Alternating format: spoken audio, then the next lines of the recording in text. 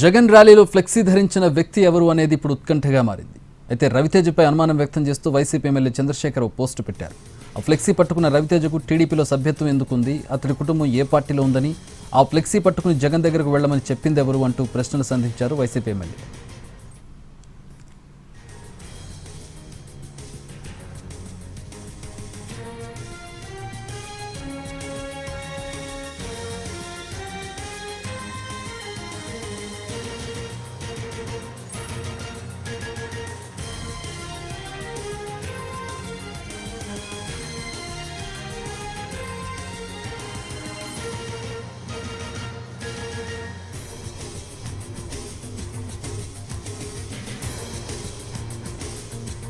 రప్ప నరుకుతామన్న ప్లకార్డుపై స్పందించారు జగన్. ప్లకార్డు పట్టుకున్న వ్యక్తి గతంలో టీడీపీ కార్యకర్త అన్నారు. చంద్రబాబు మీద కోపంతో టీడీపీ కార్యకర్తలు తమ వైపు వస్తున్నారని చెప్పారు.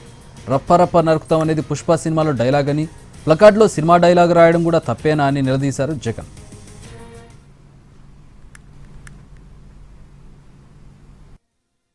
సభ్యత్వం కూడా ఉందంట.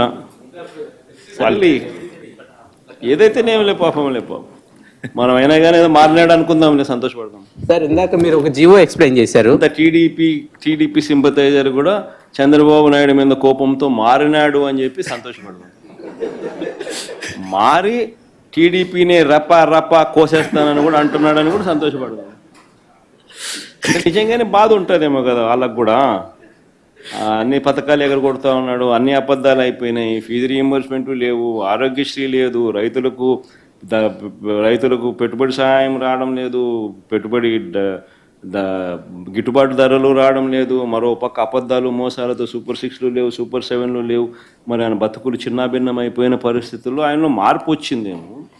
వచ్చి ఆయన కూడా టీడీపీ యాక్టివ్ మెంబర్ అయినా కూడా వైసీపీలోకి తాను చేరి టీడీపీ వాళ్ళ ఫోటోను, టీడీపీ వాళ్ళ మీద ఆయన ఆక్రోశం చూపిస్తూ ఏమన్నాడు, ఏ జాతరలో, గంగమ్మ జాతరలో పొట్టేళ్ళు తలలు నరికినట్టు రపా అని నరుకుతానని చెప్పి ఆయన అంటానంటే దాని అర్థమైంది. మరి చంద్రబాబు నాయుడు అనే వ్యక్తి ఇంత మోసం చేస్తూ ఉన్నాడు కాబట్టి ప్రజలు అంత కోపాన్ని చూపిస్తూ ఉన్నారు. అందులో వాళ్ళ కార్యకర్తనే వాళ్ళ నుంచి మారి వైసీపీలోకి వైసీపీ కార్యక్రమంలో పాలు పంచుకొని